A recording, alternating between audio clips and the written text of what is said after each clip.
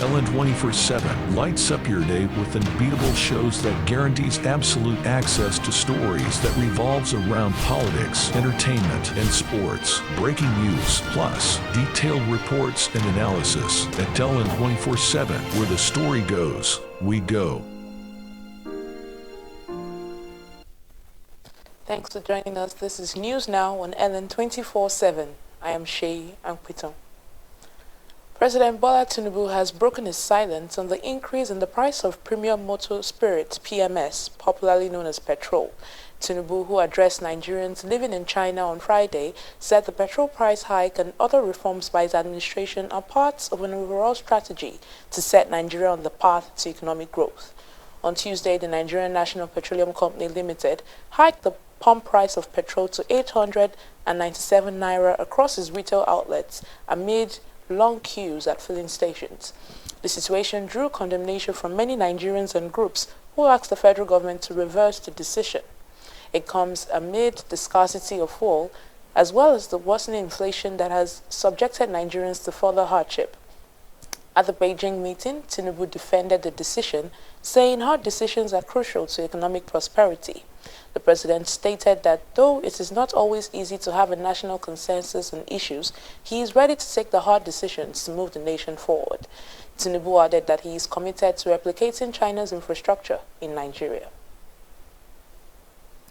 Nigeria has signed a $3.3 billion agreement with China to develop the Brass Industrial Park and Methanol Complex. This was disclosed by the Ministry of Finance in a statement signed by the Director, Information and Public Relations, Mohamed Manga, on Friday.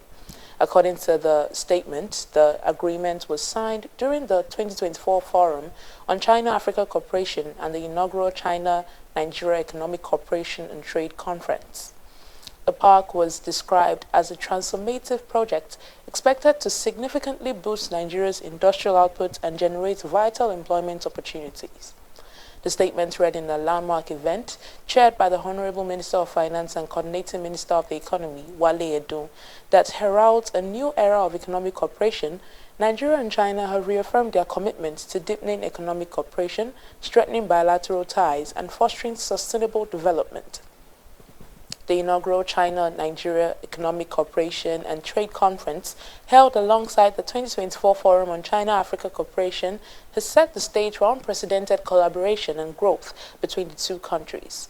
This historic partnership will undoubtedly propel Nigeria's economic agenda forward while reinforcing China's Belt and Road Initiative. As both nations embark on this extraordinary journey together, the world watches with bated breath, eager to witness the remarkable achievements that will unfold from this unbreakable bond. President Bola Tinubu did not extend the tenure of the Inspector General of Police, Kayode Egbetokun. This is according to the Nigerian Police Force, which said instead the president gave his approval to the law governing the tenure of the office as required.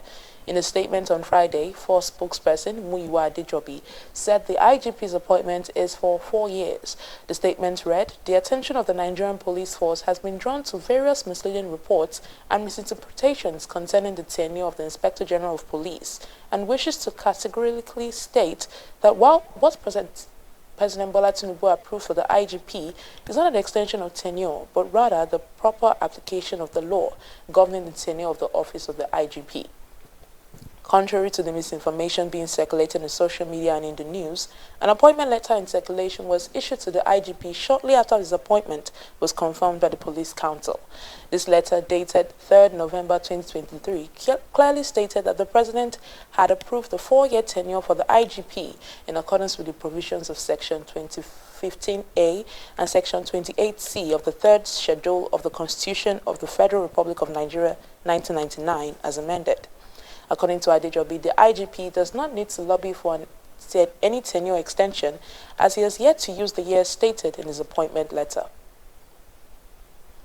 The Economic and Financial Crimes Commission, EFCC, has handed over 53 vehicles and a total of $180,300 stolen by fraudsters to the Royal Canadian Mounted Police. These assets were stolen from Canadian citizens. The chairman of the commission, Ola Olukoyede, made the revelation during the handover of the assets in Abuja. He noted that out of the $180,300 the sum of $164,000 was stolen from Canadian woman Elena Bogomas in a romance scam, while $16,300 was stolen from one Sandra Butler. Olukoyede further stated that the recoveries are the result of the interagency cooperation between Nigeria and other countries in the fight against corruption. He added that in total, 53 vehicles were recovered on behalf of the victims. In one instance, $164,000 was taken from Elena and $16,300 was recovered. This will be handed over to the Canadian police to return to the victims. The FCC chairman promised to investigate, prosecute, and recover assets for victims of financial crimes. The Independent National Electoral Commission has issued a warning against the spread of misinformation during the electoral process. The INEC's National Commissioner and Chairman, Information and Voter Education Committee, Sam Ulumekun, issued the warning in a statement issued after a press briefing in Abuja on Friday ahead of the Edo State governorship election. The Edo governorship election is scheduled for Saturday, September 21st, 2024. As part of its election preparations, INEC has been working closely with security agencies and local stakeholders to ensure a smooth electoral process in Edo.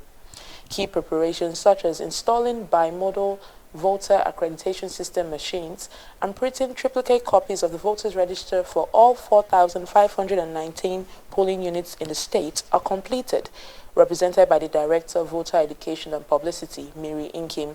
Ulumeko emphasized the critical role the media plays in ensuring the integrity of the upcoming election.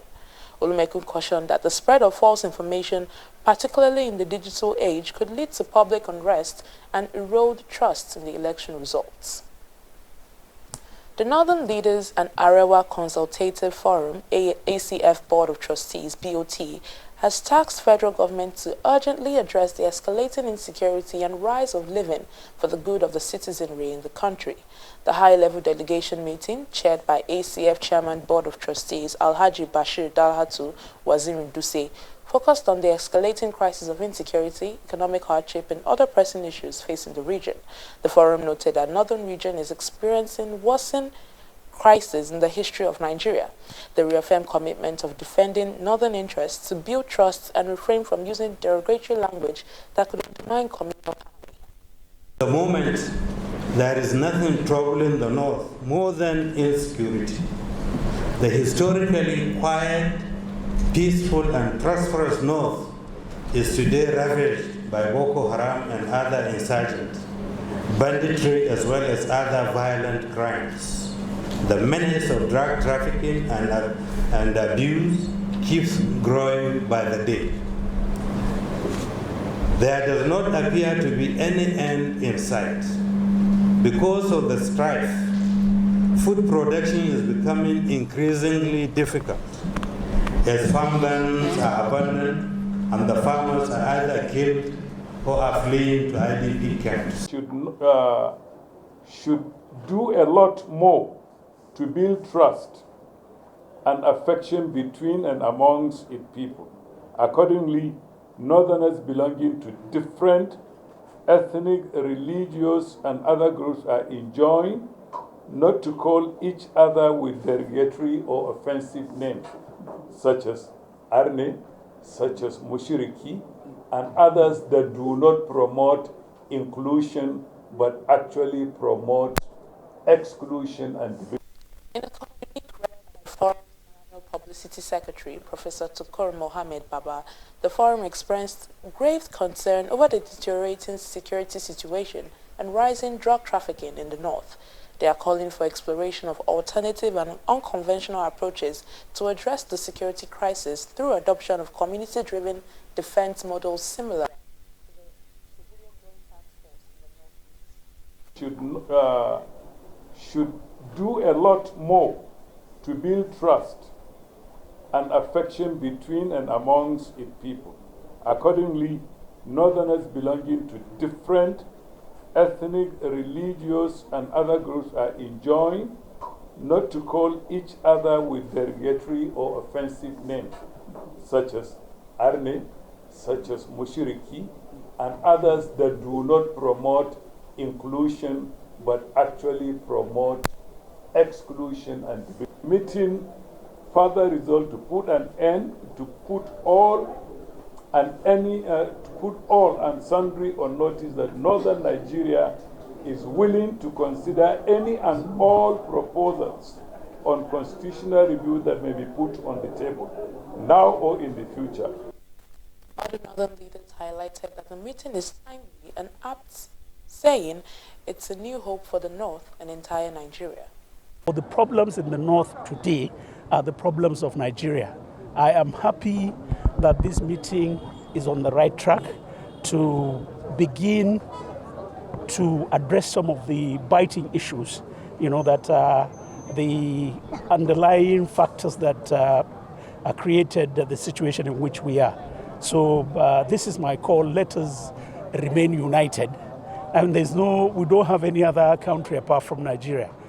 And all those people running away from Nigeria because of problems, one basic fact they forget is that those countries they are running to, at one time or the other, they were in a worse situation than us. I've not seen a meeting that has given hope and commitment towards the unity of this country like this meeting. I'm very proud and happy to have attended this meeting. Highlighted so many things that have been bedeviling the existence of the North vis-a-vis Nigeria. And I believe that the solution that will have arisen out of this meeting will be a sign for redemption, a sign for new Nigeria, and a sign for new northern Nigeria. The World Forum Kaduna State chapter has disowned a political group led by Honorable Jonathan Ashake, citing lack of integrity and due process for entire ethnic nationalities of the region. The forum rejected any attempt by individuals and groups to hijack the forum for their personal future political ambition ahead of the 2027 elections, saying its aims are not political but to protect and ensure the rights of citizens are respected by ensuring good governance and holding leaders accountable across the country. Addressing a press conference in Kaduna, Secretary of the Forum, Comrade Chance Cletus, said the forum remains committed to the true spirit of the Middle Belt struggles, protecting the region and holding the government accountable for good governance, and won't allow anyone to use it for selfish interests. They also called on ethnic nationalities to dissociate themselves from the political that would...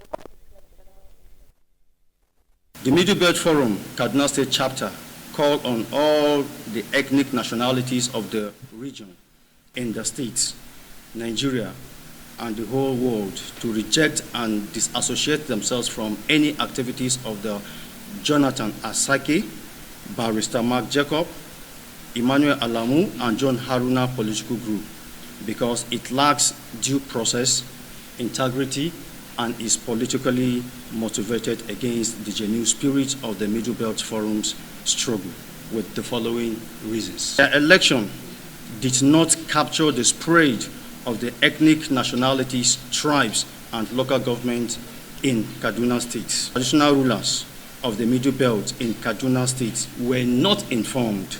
No official notice, documents from the national presidents, to dissolve the Middle Belt Forum Kaduna State Chapter or to conduct an election in Kaduna Chapter. Expressed concerns over the increase in banditry, urging the government to address the challenges urgently. That have to do with an ethnic nationality, not political.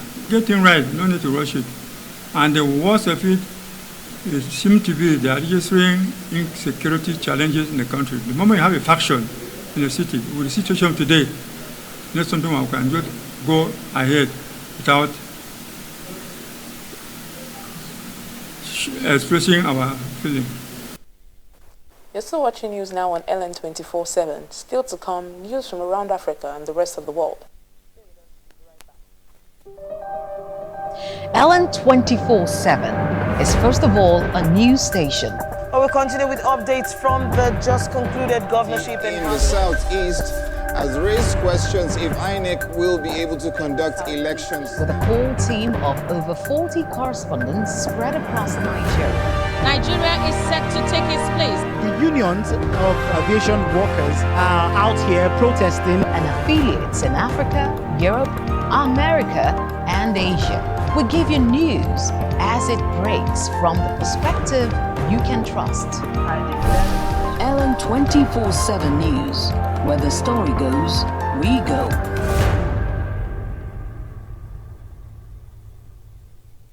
Welcome back and thanks for staying with us. At least 18 young children have died and 27 others have been hospitalized after a fire ripped through the dormitory at their primary school in central Kenya overnight on Thursday. Later on Friday, the death toll went up after one student died of their injuries at the hospital. Police said the blaze at Hillside and the Rasha Academy in Nyeri County broke out just after midnight on Friday, engulfing the dormitory where more than 150 boys between the ages of 10 and 14 were sleeping. Since most of the school's buildings are made using wooden planks, the fire spread very fast. With at least 70 children unaccounted for, local authorities expect the death toll to rise, although some of them might have gone home with families for the night. Deputy President Rigathi Gachagua has urged community members who may have sheltered some of the children to bring them back so that they can be accounted for. The school, which has 824 students, is located in the country's central highland, 200 kilometers north of the capital, Nairobi. Many families have been left waiting anxiously to be reunited with their children, with one parent saying they had been given very little information. The government has promised to mobilize all available resources to support the families of those involved. Thailand swore Paetongtarn Shinawatra in as Prime Minister on Friday, capping a month of political turmoil that saw her predecessor thrown out of office and the main opposition party dissolved.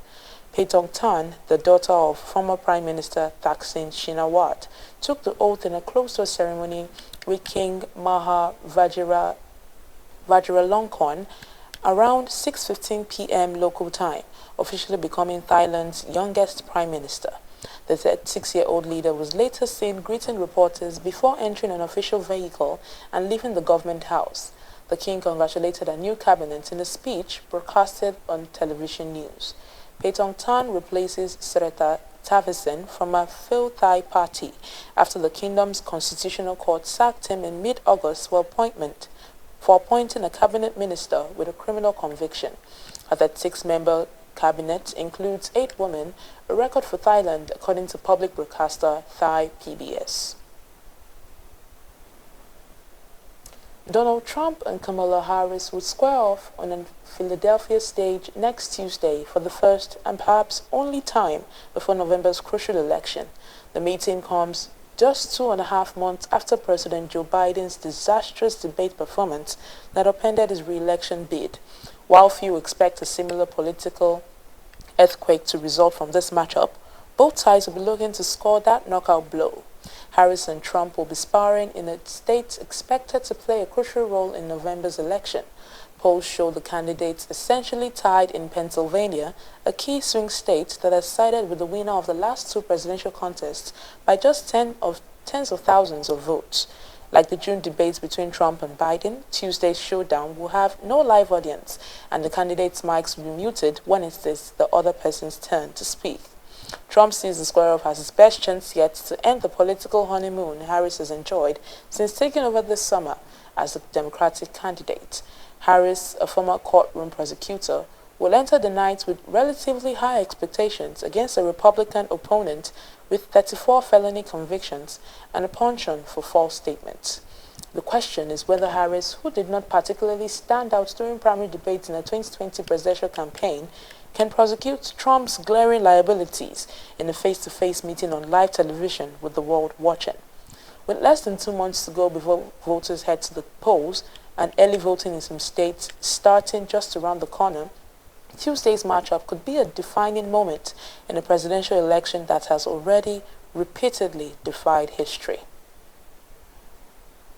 Speaking at the opening of the 2024 Forum on China-Africa Cooperation on Thursday, Chinese President Xi Jinping outlined an action plan for Beijing's relation with Africa over the next 3 years. It covers a wide range of areas related to modernization, from trade prosperity and industrial chain cooperation to connectivity, healthcare, rural revitalization, and common security. To implement the 10 partnership initiatives, Beijing said it would provide Africa with $50.7 billion over the period. China said its relations with Africa were at their best in history and announced that Beijing was elevating ties with African countries to the strategic level. Xi stressed concerted efforts to jointly advance modernization that was just, equitable, and open, and that leads to all-win outcomes. The summit took place as China seeks to continue expanding its influence in Africa amid tensions with the United States and other Western nations. You're still watching News Now on LN247. Still to come, sport news updates. Stay with us. At LN247 Sports, football just got better.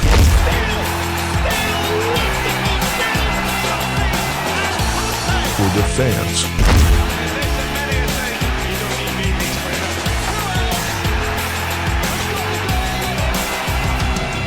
For loyalty.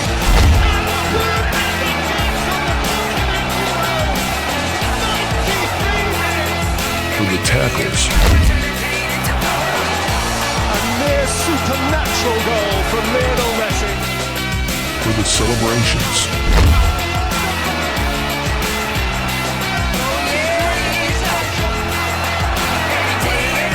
For the goals.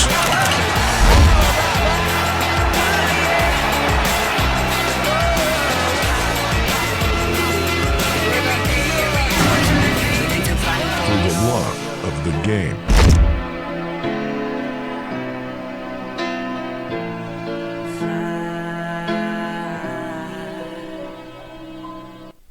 Welcome back and thanks for staying with us. In sports news, the city of Paris wants to honor the late Ugandan Olympic runner Rebecca Cheptegei by naming a sports venue after her. The proposal was announced by City Mayor Anne Hidalgo on Friday and will be discussed by elected city officials in October. Cheptegei died on Thursday at a Kenyan hospital where she was being treated after 80% of her body was burned in an attack by a partner. She was 33. Cheptegei competed in the women's marathon at the Paris Olympics less than a month ago and finished 44th. City Hall said in a statement that Paris joins with elected representatives in expressing its support to the family of the athlete victim of a femicide a few weeks after she participated in the Olympic Games.